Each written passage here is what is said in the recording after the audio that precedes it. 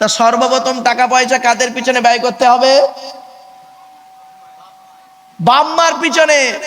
আর এ মাথা মোটা মুসলমানের বাচ্চা, এ সর্বপ্রথম টাকা পয়সা ব্যয় করে শ্বশুর শাশুড়ির পেছনে।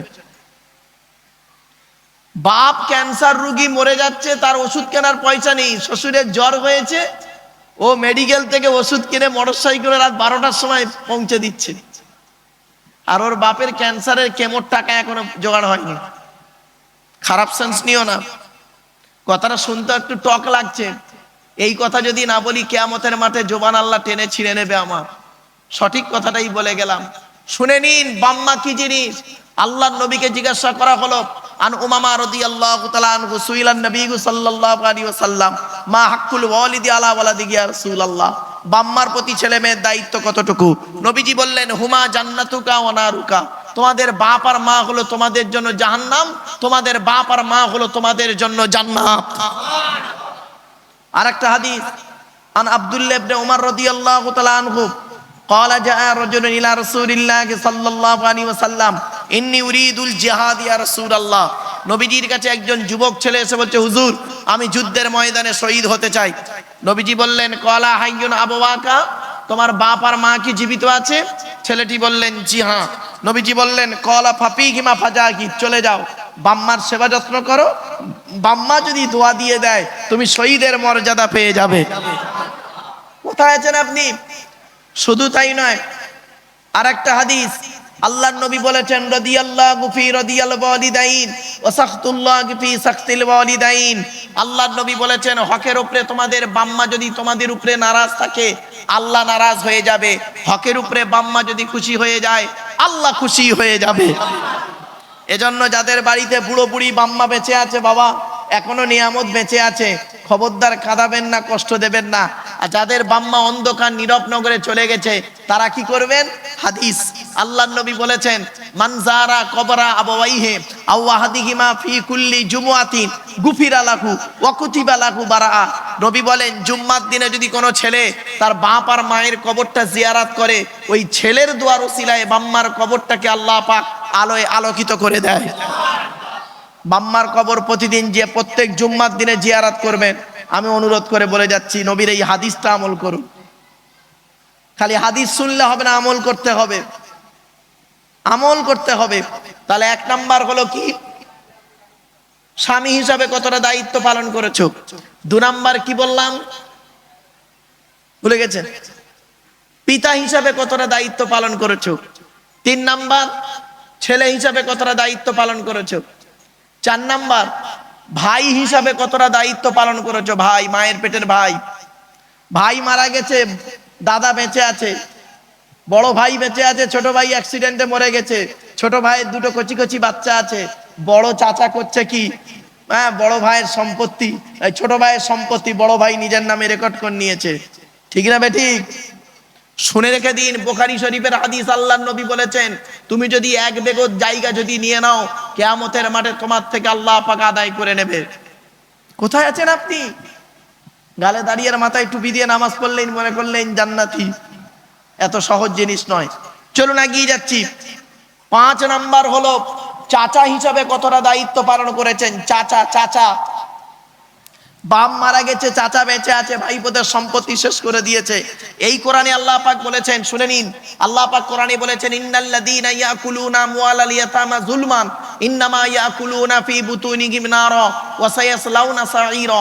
4 নম্বর পারা 10 নম্বর 17 নম্বর পৃষ্ঠার 14 নম্বর লাইন, সূরার নাম সূরা নিসা 10 নম্বর আয়াতে আল্লাহ পাক বলে দিলেন, নিশ্চয়ই যারা এতিমের মাল ভক্ষণ করে, এতিমের মাল যারা খেয়ে নেয়, গরিবের মাল যারা খেয়ে নেয়, তারা তাদের পেটে জাহান্নামের আগুন ঢোকাতে শুরু করে। খবরদার এতিমের মাল খাবেন না, এতিমের মাল খাবেন না।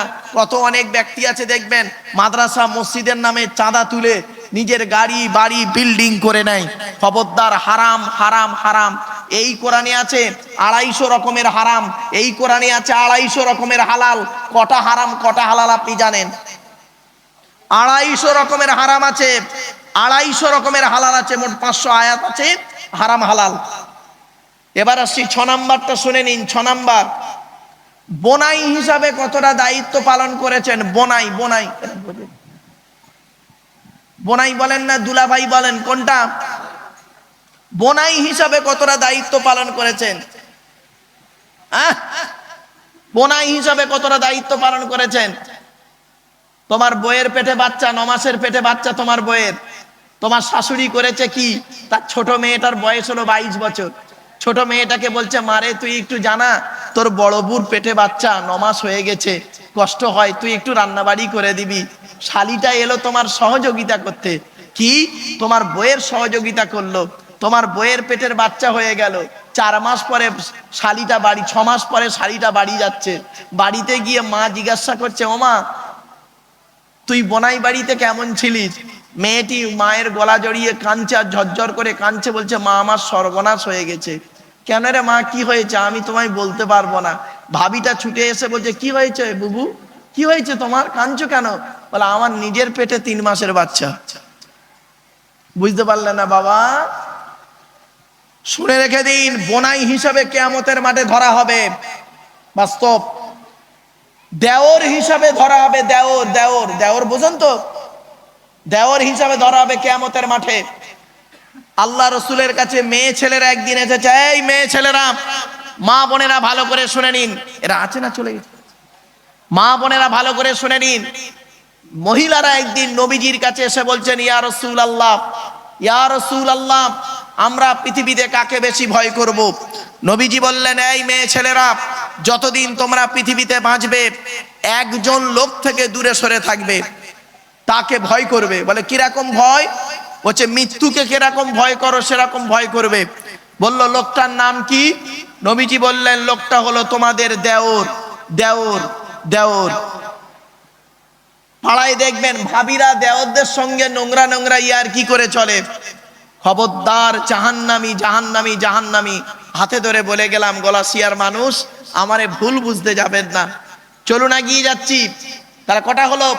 স্বামী হিসাবে কতটা দায়িত্ব পালন করেছেন, পিতা হিসাবে কতটা দায়িত্ব পালন করেছেন, ভাই হিসাবে কতটা দায়িত্ব পালন করেছেন, ছেলে হিসাবে কতটা দায়িত্ব পালন করেছেন, চাচা হিসাবে কতটা দায়িত্ব পালন করেছেন। 6 নাম্বার হলো দুলাভাই আর বোনাই।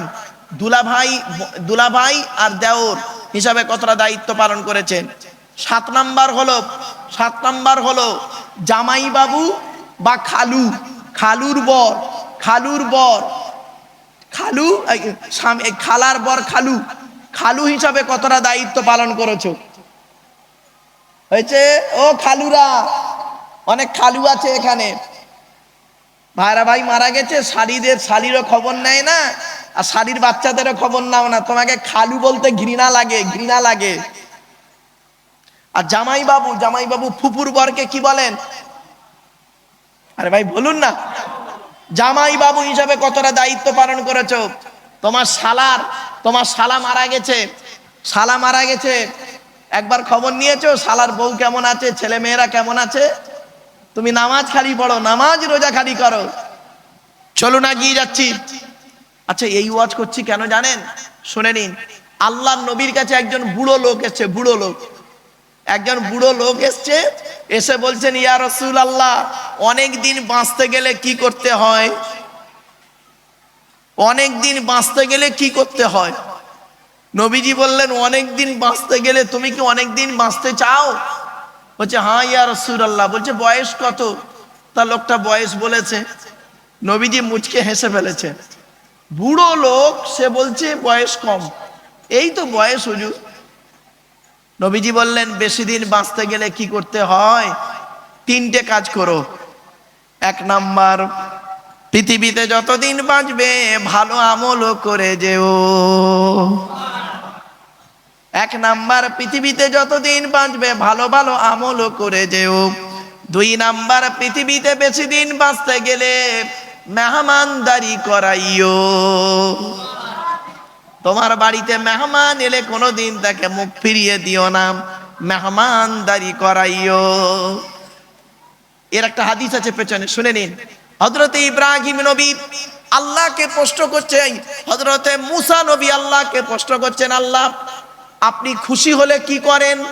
আল্লাহ বলছেন, মুসা, আমি আল্লাহ যখন বান্দার উপরে খুশি হয়ে যাই, যে এলাকার বান্দার উপরে খুশি হয়ে যাই, ওই এলাকায় আকাশ থেকে পানি বর্ষণ করি।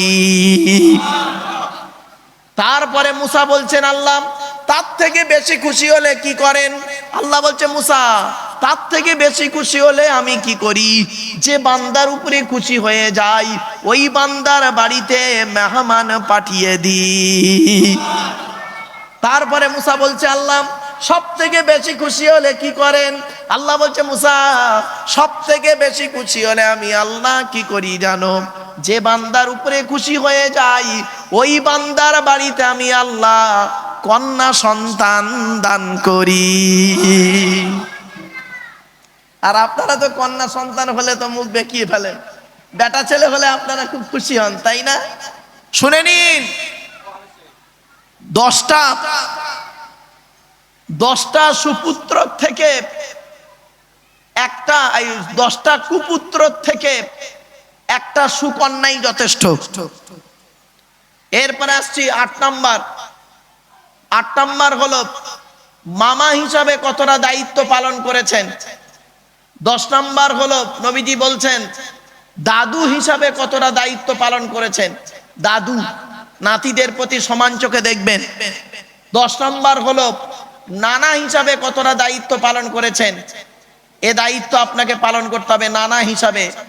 নাতিদের 4টে কন্যা সন্তান, তাদের হকটা আদায় করুন। বিশ্বনবী মুহাম্মদ সাল্লাল্লাহু আলাইহি সাল্লাম তিনি এই কথাগুলো বলে গেলেন।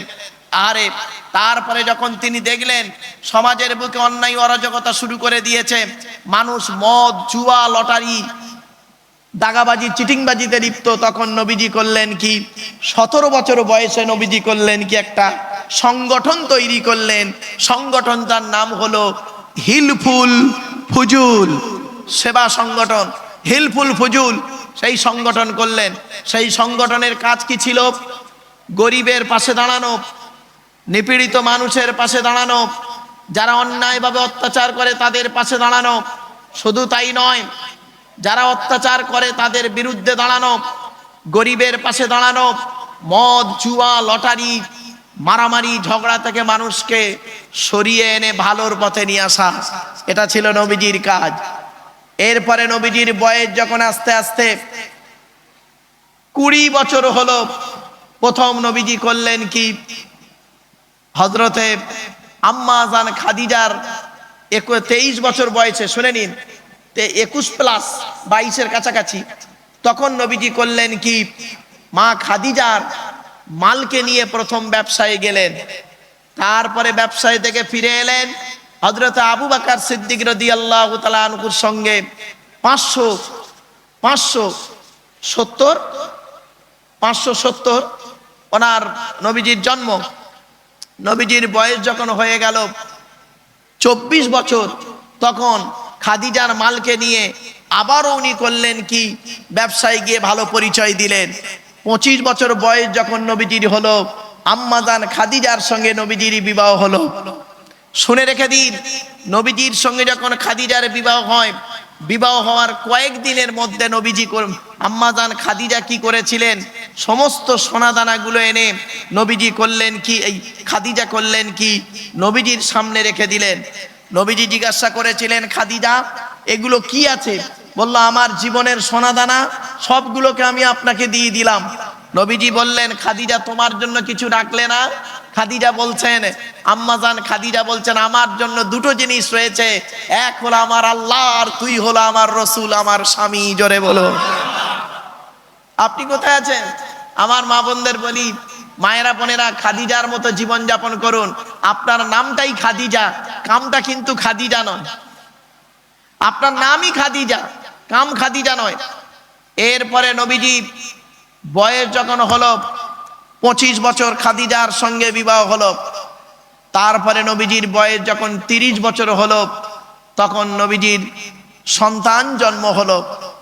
সন্তান জন্ম হলো, আর সেই 30 বছর বয়সে এলাকার মানুষেরা নবীকে আল আমিন, সত্যবাদী বলে এলাকার মানুষরা চিহ্নিত করলো। মুসলমানরা আল আমিন শব্দ ব্যবহার করেনি, করেছিল ইহুদি নাসারা খ্রিস্টান মুশরিকরা। নবীজির সত্যবাদিতা, নবীজির ভদ্রতা, নবীজির আচার আচরণ দেখে কি করলো, নবীজিকে আল আমিন সত্যবাদী বলেছিলেন, যে পৃথিবীর মানুষ মিথ্যা কথা বলতে পারে, মুহাম্মদ সাল্লাল্লাহু আলাইহি ওয়াসাল্লাম জীবনে কোনোদিন মিথ্যা কথা বলতে পারে না। জোরে বলুন সুবহানাল্লাহ। আপনি সেই নবীর উম্মত হয়ে কিভাবে মিথ্যা কথা বলেন? সেই নবীর উম্মত হয়ে কিভাবে মিথ্যা কথা বলেন? এগুলোকে ত্যাগ করুন। এগুলো যত ত্যাগ করতে পারবেন ততই হবেন আপনি একজন উত্তম ব্যক্তি। এরপরে নবীজির বয়স যখন আস্তে আস্তে আস্তে আস্তে 40 বছর, একদিন 1 ফেব্রুয়ারি 610 খ্রিস্টাব্দে 1 ফেব্রুয়ারি সোমবার কোরআনের আয়াত প্রথম নাজিল হলো নবীর উপরে। ইকরা, কোরআনের প্রথম বাক্য ছিল। নবীজির বয়স তখন মনে রাখবেন 610 খ্রিস্টাব্দে 1 ফেব্রুয়ারি সোমবার কোরআনের প্রথম আয়াত নাজিল হলো। ইকরা, রিড, পড়ো পড়ো পড়ো। নবীজি বললেন আমি তো পড়াশোনা জানি না, চুপচাপ বললেন। তখন জিবরাইল ফেরেশতা নবীজির বুকে বুকে মিললেন। তারপরে হলো কি, নবীজি আল্লাহ রাব্বুল আলামিন যতটুকু নিয়ামত দেওয়ার দরকার ছিল নবীজিকে, সমস্ত নিয়ামত জিবরাইলের মাধ্যমে রাসূলুল্লাহর হৃদয়ে দিলেন। তারপরে রাসূল পড়তে শুরু করলেন, ইকরা বিসমি রাব্বিকাল্লাযী খলাক, খলাকাল ইনসানা মিন আলাক, ইকরা রাব্বুকাল আকরামুল্লাযী আল্লামা বিল কলাম, আল্লামাল ইনসানা মা লাম ইয়ালাম। নবীজির বয়স 40 বছর হলো, কোরআন নাজিল হয়ে গেল। আর 40-এর গুরুত্বটা খুব বেশি। মুসা নবী 40 দিন পরে আল্লাহ পাক তাওরাত কিতাব নাজিল করেছিলেন। 40-এর গুরুত্ব খুব বেশি রয়েছে বাপ। এই জন্য আপনাদেরকে অনুরোধ করে বলে যাচ্ছি, মুহাম্মদ সাল্লাল্লাহু আলাইহি সাল্লামের উপরে যখন কোরআন নাজিল হলো, নবীজি কোরআন তেলাওয়াত করতে লাগলেন, নামাজ তখন আসে নাই। কি বুঝলেন? মদ হারাম হয়েছে পরে, কোরআনের আয়াত নাজিল হতে মদ হারাম হয়েছে। সাহাবীদের যুগে এমনও হয়েছে কিছু ব্যক্তি তখন মদ হারাম হয়নি, তারা মদ খেয়ে ফেলেছেন। খেয়ে ফেলে কি করেছেন, মাগরিবের নামাজ পড়তে গিয়ে তারা কি করেছেন, নামাজ একটু ভুলভাল করে ফেলেছেন, আল্লাহ আয়াত নাজিল করে দিয়েছেন প্রত্যেকটা পদে পদে। এই কোরআনের এই টোটাল কোরআনটাই হলো নবীজির জীবনী। জোরে বলুন সুবহানাল্লাহ। টোটাল কোরআনটা নবীজির জীবনী। আপনি কি ভাবছেন নবীজির জীবনী 2 ঘন্টায় বলে শেষ করতে পারবেন? পৃথিবীর এমন কোনো মানুষ জন্মগ্রহণ করতে পারেনি যে নবীজির জীবনীটা 3 ঘন্টায় বলে ফেলবে সে। ভাবতে পেরেছেন? কোরআনের 6666টা আয়াত টোটালটাই হলো নবীজির জীবনী। আর শুধু তাই নয়, বুখারী, মুসলিম, আবু দাউদ, নাসাই, তিরমিজি, ইবনে মাজাহ, সিয়াসিত্তার মধ্যে 28699টা হাদিস আছে। 28699টা হাদিস, এই টোটাল মিলে হলো নবীজির জীবনী। জোরে বলুন। নবীজি কিভাবে খেয়েছেন, নবীজি কোন কোন খাবারগুলো খেতে ভালোবাসতেন, নবীজি কিভাবে ঘুমিয়েছেন, নবীজির ঘুমানোর তরিকাটা কেমন, আর আপনার ঘুমানোর তরিকাটা কেমন, নবীজির খাবার তরিকাটা কেমন, চলুন একটা একটা করে আপনাদের বলে যাচ্ছি। আজকের বাড়িতে যাবেন প্র্যাকটিক্যাল করবেন। আপনি যে নবীজি যে খাবার খেয়েছেন আপনিও সেই খাবার খান, কিন্তু নবীজিরটা ইবাদতে গণ্য হলো, আপনারটা ইবাদতে গণ্য হলো না। কেন? তার কারণ হলো একটাই, নিয়তটাই গন্ডগোল। আজকের বাড়িতে গিয়ে যখন যে খাবার খাবেন, নবীজির প্রিয় খাবারগুলো কি কি একটু শুনে নিন। নবীজির প্রিয় খাবার হলো 1 নাম্বার স্বচ্ছ পানি। কি বললাম? স্বচ্ছ পানি। আপনি যখন পানি পান করবেন, মিনারেল ওয়াটার পানি পান করেন, পানি যখন পান করবেন মনে মনে বলবেন আমার রাসূল স্বচ্ছ পানি পান করতে ভালোবাসতেন, তাই আমি পানি পান করছি। ইবাদত বলে গণ্য হবে, নবীর সুন্নতটা আদায় হবে। জোরে বলুন। খালি এইটুকু মনে করবেন। নবীর প্রিয় খাবারের নাম ছিল কি জানেন? খেজুর। খেজুর খেজুর। আপনারা খেজুর খান না? তাহলে আপনাদের খাওয়াটা ইবাদত হবে না কেন, আমাদের খাওয়া ইবাদত হবে না কেন? প্রবলেমটা তো নিয়েতে। আপনি যখন খেজুর খাবেন মনে মনে বলবেন আমার রাসূল খেজুর খেতে ভালোবাসতেন, তাই আমি খেজুরটা খাচ্ছি, আল্লাহর নিয়ামত। ইবাদত বলে গণ্য হবে, নবীর সুন্নতটা আদায় হবে। জোরে বলুন। নবীর প্রিয় খাবারের নাম ছিল কি জানেন? দুধ। দুধ, মিল্ক, দুধ। আপনি দুধ খান, দুধ যখন আপনি খাবেন মনে মনে এটাই বলবেন, আমার রসুল দুধ খেতে ভালোবাসতেন, তাই আমি দুধ পান করতে ভালোবাসছি। রসুলের ভালোবাসায় ইবাদত বলে গণ্য হবে, সুন্নতটা আদায় হবে। জোরে বলো। রসুলের প্রিয় খাবার ছিল কি জানেন? মধু। মধু, নবীজি মধু পান করতে ভালোবাসতেন। মধু যখন পান করবেন, মধু যখন খাবেন মনে মনে এটাই বলবেন, আমার নবীজি মধু পান করতে ভালোবাসতেন, তাই আমি মধু পান করছি। ইবাদত বলে গণ্য হবে, সুন্নতটা আদায় হবে। পার্থক্য এইটুকু। শুধু তাই নয়, নবীজি রুটি খেতে ভালোবাসতেন। রুটি, রুটি আপনি যখন রুটি খান তখন মনে মনে এটাই বলুন, নবীজি রুটি খেতে ভালোবাসতেন, তাই আমি খাচ্ছি। অর্থাৎ ইবাদত বলে গণ্য হবে, সুন্নতটা আদায় হবে। নবীজির প্রিয় খাবার ছিল কি জানেন? শুনে নিন। ফলের মধ্যে নবীজি দুটো ফল খেতে ভালোবাসতেন। একটার নাম হলো কি জানেন? বাতিকুল আহমার, তরমুজ। তরমুজ, তরমুজ খেতে নবীজি ভালোবাসতেন। আপনি যখন তরমুজ খাবেন মনে মনে এটাই বলবেন, নবীজি এটা খেয়েছেন, তাই আমি খাচ্ছি। অর্থাৎ ইবাদত বলে গণ্য হবে, সুন্নতটা আদায় হবে। শুধু তাই নয়, আপনি বাড়িতে গিয়ে, নবীজির প্রিয় খাবার ছিল বেদানা। বেদানা, ডালিম। বেদানা মানে ডালিম। নবীজির প্রিয় খাবার ছিল রুম্মান, ওর আরবি হলো রুম্মান। আপনি যখন বেদানা খাবেন তখন মনে মনে এটাই বলবেন যে আল্লাহ রসুল বেদানা খেতে ভালোবাসতেন, তাই আমি খাচ্ছি। সুন্নত বলে আদায় হবে, ইবাদতটাও পূরণ হবে। আপনার নবীজির প্রিয় খাবার ছিল কি জানেন? দুটো মাংস খেতে নবীজি ভালোবাসতেন। দুটো প্রাণীর মাংস খেতে নবীজি ভালোবাসতেন। এক নাম্বার হলো কি জানেন? মোরগের মাংস। মোরগের মাংস নবীজি খেতে ভালোবাসতেন। আর দুই নাম্বার হলো বকরির পাঁজরের মাংস খেতে নবী ভালোবাসতেন। বকরির পাঁজরের মাংস। তা আপনি যখন খাবেন এই মাংসগুলো, খেতে খেতে এটাই মনে মনে বলবেন, আমার রসুল খেতে ভালোবাসতেন, তাই আমি ভালোবাসছি। তো ইবাদত বলে গণ্য হবে, সুন্নতটা আদায় হবে। কি তা আছেন? নবীর ভালোবাসা মানে এই নয় খালি মুখে নবী নবী নবী নবী নবী নবী করে চিৎকার করার নাম সুন্নত, ইবাদত নয়। মনে রাখবেন, ইবাদত কবুল হবে তখনই তিনটে জিনিস যখন এক হবে। কটা কটা কটা? তিনটে জিনিস যখন এক হবে ইবাদতটা কবুল হবে। কি কি? কথা, কাজ, অন্তর। কথা, কাজ, অন্তর। মুখে আপনি নামাজ পড়ছেন, মসজিদে এসে নামাজ পড়ছেন, নিয়ত বেঁধেছেন, কথা কথা কি বলছেন? আলহামদুলিল্লাহ রাব্বিল আলামিন আর রহমানির রহিম মালিকি ইয়াউমিদ্দিন ইত্যাদি বলে যাচ্ছেন। মুখে কাজ করছেন, মুখে বলছেন, নিয়ত বেঁধে নামাজ পড়ছেন। তাহলে দুটো হলো, কথা কাজ। কিন্তু অন্তরটা আপনার পড়ে আছে নিউ টাউন চৌমাথা, রাজারহাট চৌমাথা অন্তরটা পড়ে আছে, ব্যবসার দোকানে পড়ে আছে, ইবাদত হবে না। মনে রাখবেন, কথা কাজ সমর্থন, এই কথা কাজ অন্তর তিনটে যখন এক হবে তখনই আল্লাহ আপনার ইবাদত কবুল করবে। বাড়িতে গিয়ে ভাববেন। এরপরে আসছি, নবীজির দুটো ফল খেতে ভালোবাসতেন, দুটো সবজি খেতে নবীজি ভালোবাসতেন। নবীজির প্রিয় সবজি দুটোর নাম কি? এক নাম্বার সবজির নাম হলো লাউ বা কদু। লাউ বা কদু খেতে নবীজি ভালোবাসতেন। আপনিও কদু খান। নবীজি কদুর সঙ্গে গোস্ত খেতে ভালোবাসতেন। রাসূলুল্লাহর এক সাহাবী বর্ণনা করছেন যে আমি নবীজিকে দেখেছি, নবীজি মানে কদু মানে লাউ আর গোশের তরকারির ভেতর থেকে লাউগুলো খুঁটে খুঁটে খুঁটে খুঁটে নবীজি খেতে আমি দেখেছি। অতএব আপনি যখন এই খাবারটি খাবেন তখন এই খাবার খাবেন আর মনে মনে বলবেন, আমার নবী খেয়েছেন তাই আমি খাচ্ছি। সুন্নতটা আদায় হবে, ইবাদত বলে গণ্য হবে। নবীজি আর একটা সবজি খেতে ভালোবাসতেন, সেটা হলো কি জানেন? কচি শশা। কি বললাম? কচি শশা খেতে নবীজি ভালোবাসতেন। কানাডার টরন্টো ইউনিভার্সিটি অ্যানাটমি বিভাগের প্রফেসর, বিখ্যাত পণ্ডিত বৈজ্ঞানিক, লোকটার নাম হলো তাতাগাত উইলিয়ামস হারবেক। উনি বলছেন যে মুহাম্মদ সাল্লাল্লাহু আলাইহি সাল্লাম কচি শশা কেন খেতেন।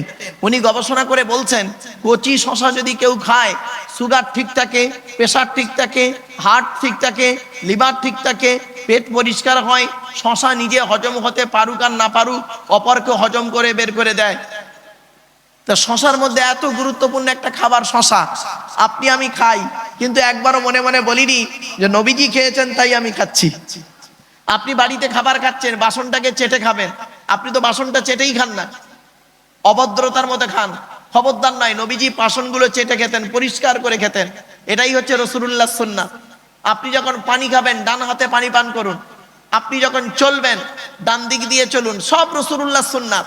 আপনি একটা সুন্নতকে আমল করুন, আজকের বাড়িতে গিয়ে একটা সুন্নত আমল করুন, যে রাসূলুল্লাহর এই সুন্নতটাকে আমি মরণ পর্যন্ত ছাড়বো না। একটা সুন্নতকে আমল করুন। খাওয়া দাওয়া চলা ফেরা ওঠা বসা নবীজি করতেন কি শুনে নিন। কাজের লোকেদের সঙ্গে নবীজি কিরূপ আচরণ করতেন। আপনার বাড়িতে যারা কাজ করে, কাজের মেয়ে, তাদের সঙ্গে আপনি কিরকম আচরণ করেন। কাজের মেয়ে যদি একটু ভুল করে ফেলে, কাজের ছেলে যদি একটু ভুল করে ফেলে, তার গালাগালি করে মারধর দিয়ে দেন। আর নবীজির কাছে শুনে নিন, হযরতে আনাস রাদিয়াল্লাহু তাআলা আনহু, কি বললাম, হযরতে আনাস রাদিয়াল্লাহু তাআলা আনহু নবীজির দরবারে 10 বছর চাকর খেটেছেন। ক বছর 10 বছর নবীজির খেদমত করেছেন হযরতে আনাস রাদিয়াল্লাহু তাআলা আনহু। 10 বছর, একদিন নয়, 10টা বছর, 10 বছর নবীজির খেদমত করেছেন। তো হযরতে আনাস বলছেন, হযরতে আনাস রাদিয়াল্লাহু তাআলা আনহু বলছেন, আমি আল্লাহর নবীর দরবারে 10 বছর ছিলাম, নবীজির খেদমত করেছি। এই 10 বছরের ভিতরে নবীজি আমাকে কোনোদিন বলেনি, এই আনাস এটা হয়নি কেন, এই আনাস ওটা হয়নি কেন। কোনদিন নবীজি আমাকে গরম দিয়ে কথা বলেনি। একদিনের একটা ছোট্ট ঘটনা শুনে নিন, চমকে যাবেন। আপনার বাড়িতে তো কাজের মেয়ে কাজ করে, কাজের লোক কাজ করে, আপনি তার সঙ্গে কিরূপ আচরণ করেন। নবীজির আদর্শ দেখুন। আল্লাহর নবীর দরবারে একদিন আনাসের একটা ঘটনা। হযরতে আনাসকে নবীজি বলেছেন, আনাস বাজারে গিয়ে এই বস্তুটা নিয়ে এসো। তো হযরতে আনাস রাদিয়াল্লাহু তাআলা আনহু বলছেন, আমি করেছি কি, বাজারে গিয়ে ওই বস্তুটা আনতে গিয়েছি। যাবার পথে দেখি রাস্তার ধারে একটা বড় মাঠ আছে, মাঠে খেলা হচ্ছে, খেলা, বাচ্চারা সব খেলছে। আর আমি করেছি কি, ওই খেলা দেখতে ব্যস্ত হয়ে গেছি। আমি ভুলেই গিয়েছি নবীজি আমাকে বাজারে পাঠিয়েছি। তা আমি খেলা দেখছি, খেলা দেখতে দেখতে দেখতে দেখতে বেলা হয়ে গেছে, খেলা ভেঙে গেছে, সব বাড়ি যাচ্ছে। আর আমার তখন মনে পড়েছে, এই আল্লাহর নবী তো আমাকে বাজারে পাঠিয়েছিল, সর্বনাশ, ছি ছি ছি। নবীজির দরবারে গিয়ে কি করে আমি বলবো। এবার আমি এই চিন্তা করতে করতে বাজারের দিকে যাচ্ছি, আর নবীজি পেছন দিক থেকে এসে আনাসে গলায় হাত দিয়ে বলছে, নবী কিরকম আদর্শবান নবী দেখুন। আনাসের গলায় হাত দিয়ে বলছে, আনাস খেলা দেখা হয়েছে, চলো এবার বাড়ি চলে যাই দুজনে। সুবহানাল্লাহ বলতে পারলেন না? মানে আপনারা ব্যাপারটা বুঝতে পারেননি না। আপনি হলে কি করতেন, তার মামাসি উদ্ধার করে দিতেন। আর নবীজি আনাসের গলায় হাত দিয়ে বলছে, আনাস খেলা দেখা হয়েছে, চলো এবার বাড়ি চলে যাই। তো বলছি, ইয়া রাসূলুল্লাহ, উনি আর কি বলবেন, ভাষা খুঁজে পায়নি। উনি ভেবেছেন আল্লাহর নবী না আমাকে কি না কি বলে ফেলবে। কিন্তু এই হলো নবীর আদর্শ। আর আপনার বাড়িতে একটা কাজের লোক কাজ করলে, আপনি তার যদি ভুল করে ফেলে, একটা কাঁচের গ্লাস ভেঙে ফেললে, তার মা মাসি উদ্ধার করে দেন। আপনি একজন মুসলমান, আপনার গালে দাঁড়িয়ে মাথায় টুপিটা ফরসো ফরসো। আমার বাপেরা, অনুরোধ করে আপনাদের কাছে কথাগুলো বলে যাচ্ছি, বাড়িতে গিয়ে আপনি একটু মূল্যায়ন করবেন। কবরে আপনাকে শুতে হবে, কবরে শুতে হবে। মনে রাখবেন, বিশ্বনবী মুহাম্মদ সাল্লাল্লাহু আলাইহি সাল্লামের সংক্ষিপ্ত জীবনী 40 বছর বয়স পর্যন্ত আমি আপনাদের বললাম। আমার পরবর্তী বক্তা ভাই মাওলানা সাহেব, তিনি 40 বছর বয়স থেকে 63 বছর বয়স পর্যন্ত বলে দেবে। চিন্তার কোনো কারণ নেই, কারণ নবী দিবসের জীবন। এবার আসছি, ছোট্ট একটা উদাহরণ আপনাদেরকে দিচ্ছি, চমকে যাবেন।